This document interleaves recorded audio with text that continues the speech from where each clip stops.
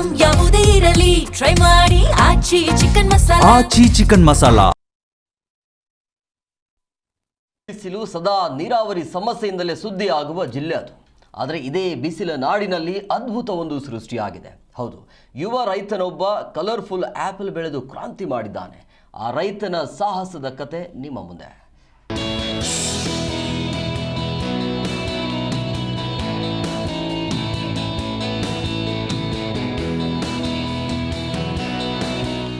ಚಿಕ್ಕಬಳ್ಳಾಪುರ ಅಂದ್ರೆ ತಟ್ಟನೆ ನೆನಪಾಗೋದು ಬಿರು ಬಿಸಿಲು ಮತ್ತು ಒಣ ಹವೆ. ಇಂತಹ ವ್ಯತಿರಿಕ್ತ ವಾತಾವರಣದಲ್ಲೂ ಕಾಶ್ಮೀರದ ಹೆಮ್ಮೆಯ ಆಪಲ್ ಬೆಳೆದು ಸಾಧನೆ ಮಾಡಿದ್ದಾನೆ ಅನಿಲ್ ಎಂಬ ಯುವ ರೈತ.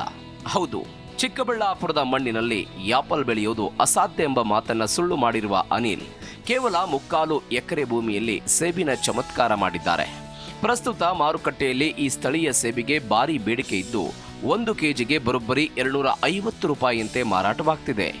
ಕಷ್ಟಪಟ್ಟು ಬೆಳೆದ ಸೇಬಿನ ಬೆಳೆ ಕೈ ಹಿಡಿದಿರೋದ್ರಿಂದ ಯುವ ರೈತನ ಮುಖದಲ್ಲಿ ಕೋಟಿ ರೂಪಾಯಿಯ ನಗು ಮೂಡಿದೆ. ಸರ್, 1 ವರ್ಷ ಗಿಡ ನಾನು ಪೋಷಣೆ ಮಾಡಿದ್ದೀನಿ. 1 ವರ್ಷ ಗಿಡ ಸಾಕ್ಬೇಕು ನಾವು. ಆಮೇಲೆ 1-2 ತಿಂಗಳು ಡ್ರೈಗೆ ಬಿಟ್ಟಿದ್ದೆ. ನವಂಬರ್ ಡಿಸೆಂಬರಲ್ಲಿ.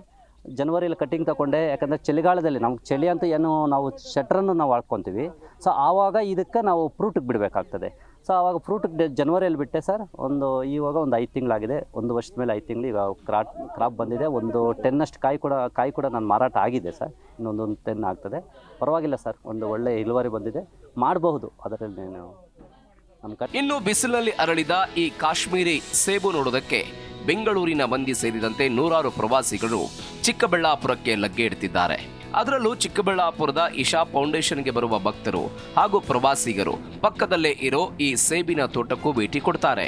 ಸೇಬು ಗಿಡಗಳ ಪಕ್ಕ ನಿಂತು ಸೆಲ್ಫಿ ಕ್ಲಿಕ್ಕಿಸಿಕೊಂಡು ಪ್ರವಾಸಿಗರು ಫುಲ್ ಖುಷಾಗ್ತಿದ್ದಾರೆ. ತುಂಬಾ ಅಂದ್ರೆ ತುಂಬಾ ಚೆನ್ನಾಗಿದೆ. ಈ ಅನುಭವನ ಹೇಳಕ್ಕೆ ಆಗ್ತಾ ಇಲ್ಲ ನಮಗೆ. ಅಷ್ಟು ಚೆನ್ನಾಗಿರೋ ಅನುಭವ. ಎಲ್ಲ ಗಿಡಗಳಲ್ಲೂ ಚೆನ್ನಾಗಿ ಬಿಟ್ಟಿದೆ. ಫಸಲಂತೂ ಇನ್ನೂ ಚೆನ್ನಾಗಿ ಬೆಳೀಲಿ ಅಂತ ನಮ್ಮ ಆಸೆ, ಇನ್ನೂ ಹಾರೈಕೆ.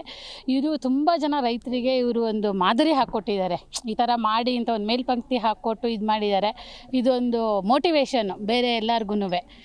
ಸೊ ಇನ್ನು ಹಿಂಗೆ ಎಲ್ಲ ಕಡೆಗೂ ಚೆನ್ನಾಗಿರ್ಲಿ. ಒಳ್ಳೆ ಎಕ್ಸ್ಪೀರಿಯನ್ಸ್. ಆಪಲ್ ಅಂದ್ರೆ ಕಾಶ್ಮೀರದಲ್ಲಿ ಮಾತ್ರ ನೋಡ್ಬೇಕಾಗಿತ್ತು, ಈಗ ಚಿಕ್ಕಬಳ್ಳಾಪುರದಲ್ಲಿ ನೋಡ್ತಿದೀವಲ್ಲ. ಹೌದು, ಮುಂಚೆ ಹಾಗೆ ಅನ್ನಿಸ್ತಾ ಇತ್ತು. ಆ್ಯಪಲ್ ಅಂದ ತಕ್ಷಣ ಕಾಶ್ಮೀರ ಅನ್ನೋದು ಅನ್ನಿಸ್ತಿತ್ತು. ನಾವು ಕಾಶ್ಮೀರಿಗೆ ಹೋದಾಗ್ಲೂ ನಮಗೆ ಈ ಥರ ಎಕ್ಸ್ಪೀರಿಯನ್ಸ್ ಸಿಕ್ಕಿರಲಿಲ್ಲ ನಮಗೆ. ಇಲ್ಲಿ ಆ ಥರ ಎಕ್ಸ್ಪೀರಿಯನ್ಸ್ ಸಿಕ್ಕಿದೆ ನಮಗಿನ್ನು. ಮತ್ತೆ ಆಪಲ್ ಎಲ್ಲ ನೋಡೋಕ್ಕೆ ತಗೊಳಕ್ಕೆ ಕಾಶ್ಮೀರಿಗೆ ಹೋಗಬೇಕು ಅಂತಲೇ ಅನ್ನಿಸ್ತಾ ಇಲ್ಲ. ಒಟ್ಟಾರೆ ಬರಡು ಭೂಮಿಯಲ್ಲಿ ಕಾಶ್ಮೀರಿ ಸೇಬು ಬೆಳೆದು ಯುವ ರೈತ ಕಮಾಲ್ ಮಾಡಿದ್ದಾನೆ.